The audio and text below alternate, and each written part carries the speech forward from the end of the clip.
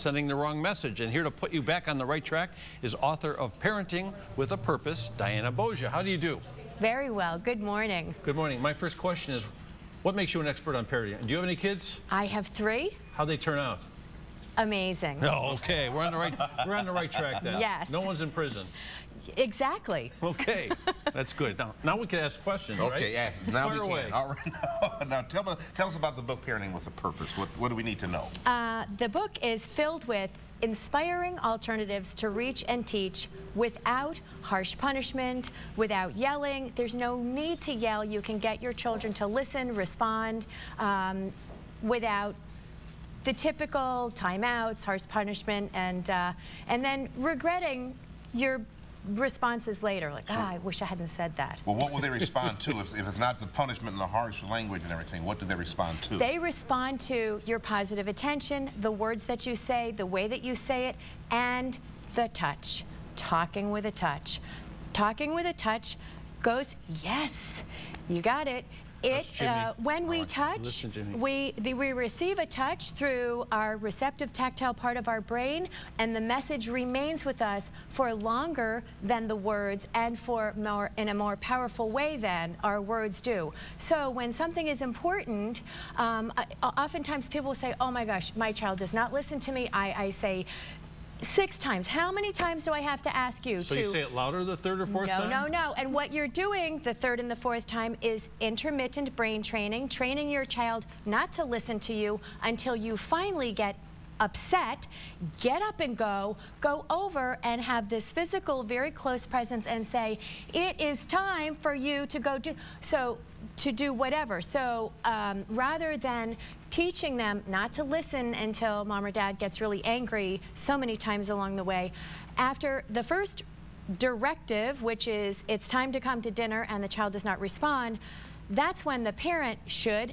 and will do well to get up and go over, provide a physical presence, and say, it's time for dinner. Okay. Would you like, as I'm pushing you, moving you right along, would you like to turn off that TV, or would you like me to do it for you? And that's unspoken language right there to say that the TV is going to get turned off whether or not you do it or I do it. But threats are not used. Threats is another quick thing that when we use the word, you know, if you don't do your homework, then you cannot go outside and play. There's no TV for you. So that's a threat. And when we receive threats, we become very defensive. And a child might say, I don't care. Fine, I don't care. I don't want to watch TV. I don't need to go out and play. But if you change your language to, hey, again with a touch, and this is a gentle... Touch. Thank you. He likes it. Okay, I'm glad we're sitting next to each other. You can say, hey, when you finish your homework, change the when and then language. When you finish your homework, then you can go out and play. Actually, I'll throw the ball around with you. Oh, okay. Because my parents were the ones that said, go get the switch, and then I said, oh, I know what I need to do now. Yes, yes.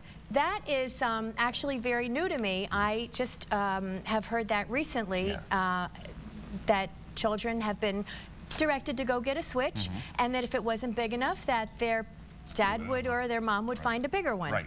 Yeah. I have a question. What about people out there now, somebody's listening right now, and their kid's 10 or 12 years old. They have these problems. You got this thing that's ingrained in their head, right? Yes. So how does mom or dad start to use some of this advice without looking like, uh-oh, mom or dad just went off the edge. Okay. They're acting crazy now.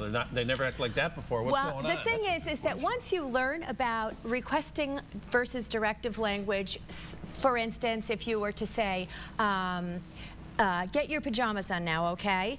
The word okay at the end of a sentence, and this is research-based, implies that it is your option.